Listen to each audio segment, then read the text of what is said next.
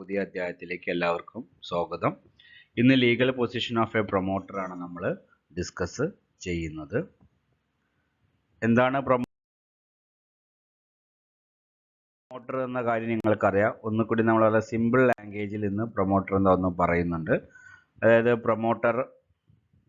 Promoter is a person who assembles the men, the money and the materials into a going concern. അതായത് ഒരു സ്ഥാപനം ഉണ്ടാക്കുന്നതിന് വളരെ important ആണ് മെന്ന്, മെറ്റീരിയൽ, മണി. ഇത് മൂന്നും സെറ്റ് ചെയ്തിട്ട് എന്തിനെ ഒരു ഗോയിങ് കൺസേൺ ആക്കുക എന്നതാണ് ഒരു പ്രൊമോട്ടർ ചെയ്യുന്നത്. ഓക്കെ, അപ്പോൾ ഒരു പ്രൊമോട്ടർക്ക് ഒരു ലീഗൽ പൊസിഷൻ എന്താണ് ഡിസ്കസ് ചെയ്യുന്നത്. കഴിഞ്ഞ എക്സാമിന് ഇതിൽ 2 മാർക്ക് സെക്ഷനിൽ ചോദിച്ചൊരു ചോദ്യമാണ്. നോക്ക്, എന്താണ് അവരുടെ ഒരു ലീഗൽ പൊസിഷൻ എന്നത്. ഒരു കമ്പനി ഉണ്ടാക്കിയിട്ട് അതിൻ്റെ ഡയറക്ടേഴ്സിനെ ഏൽപ്പിച്ചു കൊടുക്കുന്ന ചുമതലയാണ് പ്രൊമോട്ടർ എന്ന് നമ്മൾ ഡിസ്കസ് ചെയ്തതായിരുന്നു. ഇവിടെ അയാളുടെ ലീഗൽ പൊസിഷനാണ് നമ്മൾ പറയുന്നത്. അവർ പറയുന്നൊരു വേർഡ് തന്നെ ഉണ്ട്. ഇത് നിങ്ങളുടെ ഉത്തരത്തിലുണ്ടായിരിക്കണം. ഞാനത് ഹൈലൈറ്റ് ചെയ്തുതരാം. അതായത് ഫിഡ്യൂഷ്യറി കപ്പാസിറ്റി.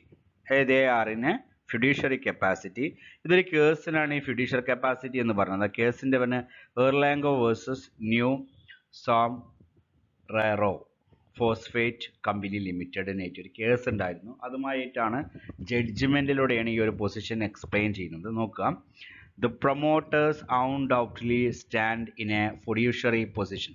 എന്താണ് ഈ ഫിഡ്യൂഷ്യറി പൊസിഷൻ എന്ന് പറഞ്ഞു കഴിഞ്ഞിട്ടുണ്ടെങ്കിൽ, അതായത് വേറൊരാളുടെ നന്മയ്ക്ക് വേണ്ടി അയാൾക്ക് വേണ്ടി പ്രവർത്തിക്കുമ്പോൾ ഒരു കൂട്ടം ആളുകൾക്ക് വേണ്ടി ഒരാൾ പ്രവർത്തിക്കുമ്പോൾ അയാൾ എത്തിക്സും കൈവിടാൻ പാടില്ല, അവരെ വിശ്വാസം തകർക്കാൻ പാടില്ല. ആ രീതിയിൽ ഒരു കൂട്ടം ആളുകൾക്ക് വേണ്ടി പ്രവർത്തിക്കുന്നതിനെയാണ് നമ്മൾ ഫിഡ്യൂഷ്യറി റിലേഷൻഷിപ്പ് അല്ലെങ്കിൽ ഫിഡ്യൂഷ്യറി പൊസിഷൻ എന്ന് പറയാം. അത് ഒരു കൂട്ടം ആളുകളായിരിക്കാം, 1-2 ആളുകൾക്കായിരിക്കും. ഇപ്പോൾ ഒരു വക്കീലും ക്ലയൻറ്റും തമ്മിലുള്ള റിലേഷൻ. വക്കീൽ ഒരാളെ നിന്ന് ക്യാഷ് മേടിച്ചിട്ട് ആ കേസ് തോൽക്കുന്ന രീതിയിൽ വാദിക്കാൻ പാടില്ലല്ലോ. ആ വക്കീലും ആ ക്ലയൻറ്റും തമ്മിലുള്ള ഒരു റിലേഷൻ, ഡോക്ടറും പേഷ്യൻറ്റും തമ്മിൽ, അതൊക്കെ ഒരു ഫിഡ്യൂഷ്യറി റിലേഷൻഷിപ്പാണ്. ഓക്കെ, അപ്പോൾ അതാണ് പറയുന്നത്. ദ പ്രൊമോട്ടേഴ്സ് undoubtedly എന്ന് പറഞ്ഞത് സംശയമില്ലാതെ the stand in a fiduciary position. They have in their hand the creation and molding of the company. അതൊരു കമ്പനി ക്രിയേറ്റ് ചെയ്യുന്നതും അത് മോൾഡ് ചെയ്യുക എന്നതും ഒരു പ്രൊമോട്ടറുടെ കയ്യിലാണ് കാര്യം കിടക്കുന്നത്. They have the power of defining and how and when and in what shape and under whose supervision it shall come into an existence and being to act as a trading corporation. അതൊരു company എങ്ങനെ, എപ്പോൾ, ഏത് രീതിയിൽ അതിനെ mould ചെയ്യണം, അതിനെ എന്നിട്ടൊരു product ആക്കി മാറ്റണം, ആ പ്രൊഡക്റ്റ് ആക്കിയതിന് ശേഷം അതിൻ്റെ ഡയറക്ടേഴ്സിൻ്റെ കൊടുക്കുക. അപ്പോൾ അതിൻ്റെ എല്ലാ ഉത്തരവാദിത്വവും അതിൻ്റെ എത്തിക്സും അതുപോലെ തന്നെ അതിൻ്റെ പ്രൊമോട്ടറോടുള്ള ആ ഒരു ട്രസ്റ്റ് വർത്തിനെസ്സും അയാൾ കീപ്പ് ചെയ്യണം. അതാണ് legal position of the promoter എന്ന് പറയുന്നത്. ഇനി ഈ കേസിൽ നമുക്ക് പ്രധാനമായിട്ട് 2 പോയിന്റുകളാണ് പഠിക്കാനുള്ളത്. From the fiduciary position of promoter the 2 important result follow ചെയ്യുന്നുണ്ട്. അതിൽ 2 കാര്യങ്ങൾ മാത്രമേ നമുക്ക് പഠിക്കാനുള്ളൂ. ഇവിടെ നോക്കാം. The promoter cannot be allowed to make any secret profit. നിങ്ങൾ ഉത്തരത്തിൽ ഉണ്ടാകേണ്ടതാണ്. ഒരിക്കലും അയാളൊരു സീക്രട്ട് പ്രോഫിറ്റ്, നമ്മളെ കയ്യിൽ നിന്ന് കൂടുതൽ ക്യാഷ് മേടിച്ച് നമുക്ക് കമ്പനി ഉണ്ടാക്കും. യഥാർത്ഥത്തിൽ ആ കമ്പനി ഉണ്ടാക്കാൻ അത്ര ക്യാഷ് ഒന്നും വരില്ല. ഇപ്പം നമ്മളിപ്പോൾ ചില ആളുകളുണ്ടായിരിക്കും കൺസ്ട്രക്ഷൻ ഫീൽഡ്. അപ്പം നമ്മളോട് പറയുന്നത് 10 ലക്ഷത്തിനൊരു വീട് വെച്ച് തരാമെന്ന്. യഥാർത്ഥത്തിൽ 6 ലക്ഷം 7 ലക്ഷം ഉണ്ടാവുള്ളൂ. അപ്പം 4 ലക്ഷം അയാളോട് എന്താണ് സീക്രട്ട് പ്രോഫിറ്റാണ്. നമ്മൾ ഓൾറെഡി അയാൾ ഈ വർക്ക് ചെയ്യുന്നതിന് നമ്മൾ ക്യാഷ് കൊടുക്കും. അതുപോലെ നമ്മൾ കമ്പനി ഉണ്ടാക്കി തന്ന് അത് റൺ ചെയ്യുന്നവരെ അയാൾ നമ്മളിൽ നിന്ന് ക്യാഷ് മേടിക്കും. അപ്പം അന്യായമായി അയാൾ പ്രോഫിറ്റ് ഉണ്ടാക്കാൻ പാടില്ല. അങ്ങനെ അന്യായമായി ഉണ്ടാക്കുന്ന പ്രോഫിറ്റാണ് സീക്രട്ട് പ്രോഫിറ്റ് എന്ന് പറയുന്നത്. If it is found that in any particular transaction of the company he has obtained a secret profit for himself he will be bound to refund the same to the company. അങ്ങനെ ഇയാൾ cash ഉണ്ടാക്കിയ എന്തെങ്കിലും പിന്നീട് കമ്പനിക്ക് കണ്ടെത്താൻ സാധിച്ചിരുന്നെങ്കിൽ കമ്പനിക്ക് ആ promoter എന്ത് ചെയ്യണം, ആ ക്യാഷ് കൊടുക്കണം. അപ്പോൾ ഒരു പ്രൊമോട്ടർ ഒരിക്കലും സീക്രട്ട് പ്രോഫിറ്റ് ഉണ്ടാക്കാൻ പാടില്ല.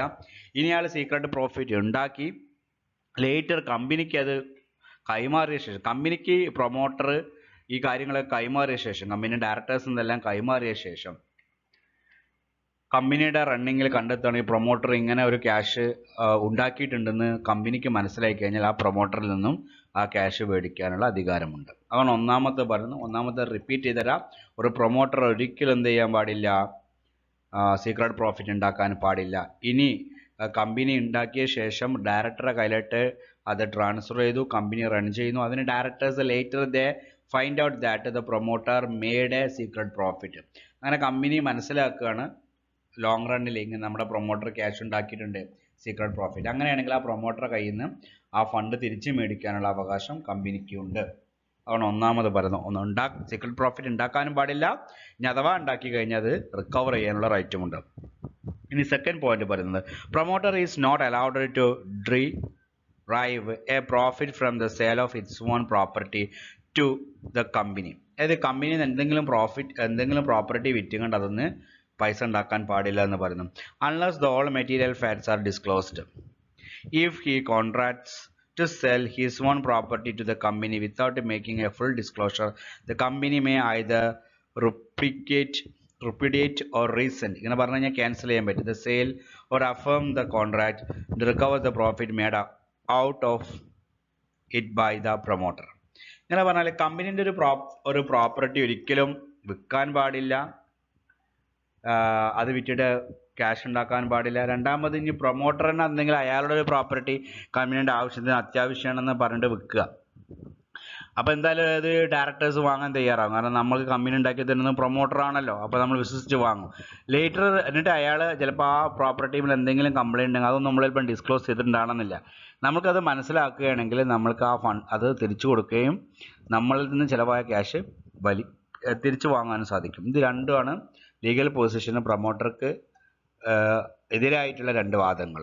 അപ്പോൾ ഒന്നുകൂടി റിപ്പീറ്റ് ചെയ്തുതരാം. ഒന്ന്, ഒരിക്കലും പ്രൊമോട്ടർ സീക്രട്ട് പ്രോഫിറ്റ് ഉണ്ടാക്കാൻ പാടില്ല. അഥവാ സീക്രട്ട് പ്രോഫിറ്റ് ഉണ്ടെങ്കിൽ കമ്പനിക്ക് റീഫണ്ട് ചെയ്യേണ്ടി വരും. രണ്ടാമത്തെ പൊസിഷൻ, കമ്പനിയുടെ പ്രോപ്പർട്ടി കമ്പനി അറിയാതെ വിൽക്കാനും പാടില്ല. കമ്പനിയുടെ ഡയറക്ടേഴ്സ് അറിയാതെ വിൽക്കാനും പാടില്ല. അതുപോലെ തന്നെ കമ്പനിക്ക് എന്തെങ്കിലും പ്രോപ്പർട്ടി പ്രൊമോട്ടർ കൊടുക്കുകയാണെങ്കിൽ അതിലെന്തെങ്കിലും മിസ്റ്റേക്സ് ഉണ്ടെങ്കിൽ, എന്തെങ്കിലും ഫോൾട്ട്സ് ഉണ്ടെങ്കിൽ അത് ഡിസ്ക്ലോസ് ചെയ്യണം. ഡിസ്ക്ലോസ് ചെയ്തിട്ടില്ലെങ്കിൽ ലേറ്റർ അത് കമ്പനി ഐഡൻറ്റിഫൈ ചെയ്യുകയാണെങ്കിൽ അത് തിരിച്ചും കൊടുക്കേണ്ടി വരും. ഇത്രയും കാര്യങ്ങളാണ്. സിമ്പിളാണ്. ലീഗൽ പൊസിഷനിൽ നിങ്ങൾ മറക്കാതിരിക്കേണ്ട ഒരു വേർഡാണ് ഫിഡ്യൂഷ്യറി പൊസിഷൻ. ഓക്കെ, അതായത് അയാൾ എത്തിക്സും അതുപോലെ തന്നെ ട്രസ്റ്റ് വർത്ത്നെസ്സും കാണിക്കുന്നതിനെയാണ് നമ്മൾ എന്ത് പറയുക, ഫിഡ്യൂഷ്യറി പൊസിഷന് എന്ന് പറയും. I hope you understood. Okay, thank U.